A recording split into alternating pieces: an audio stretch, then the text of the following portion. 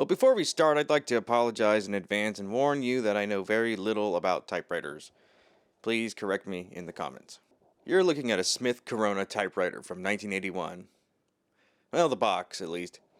And it's not just any Smith-Corona typewriter. This is the Deville Deluxe. I recently purchased this typewriter virtually brand new from a thrift store locally. The machine itself was still in its original sealed wrapping. If I was smart, I would have filmed all that, but anyway.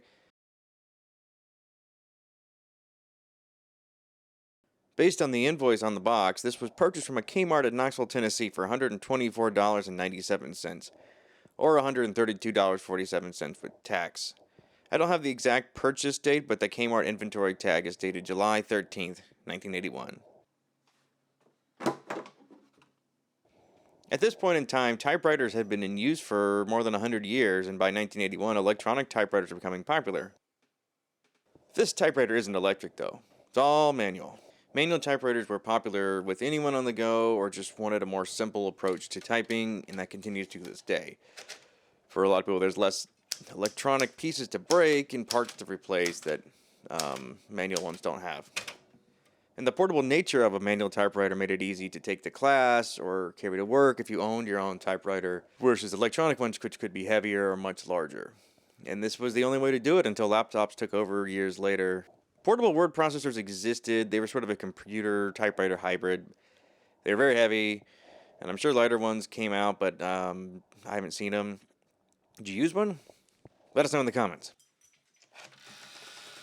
Anyway, let's go over a little bit of how this machine works. Again, I'm not an expert or anything close.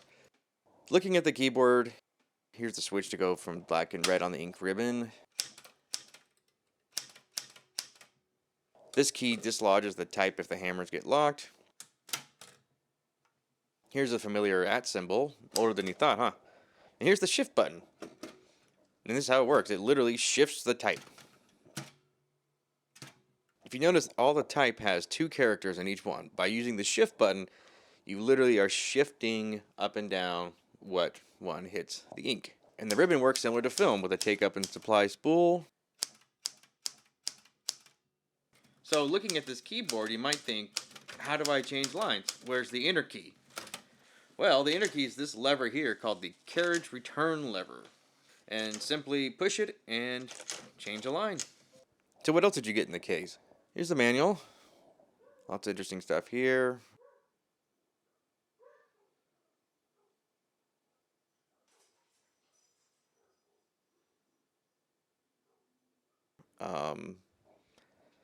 Yeah, it's a manual. Here's an advertisement for touch typing lessons on LP records by Columbia, too. I wonder if schools still offer typing classes. And here's where you could order replacement ink spools. The colors included the black and red we saw earlier. Black, green, blue, and brown. I don't think I've ever seen brown ink before. Have you? Here's some warranty, repair, location information. I don't think any of these places still exist. And finally, here's a few tips that they offer. Maybe some of these are still handy today, including the manual punctuation. That's interesting. Well, anyway, hope that was informative or interesting. Like and subscribe to see more technology. I'm still really new to this YouTube thing, so yeah, thank you for watching.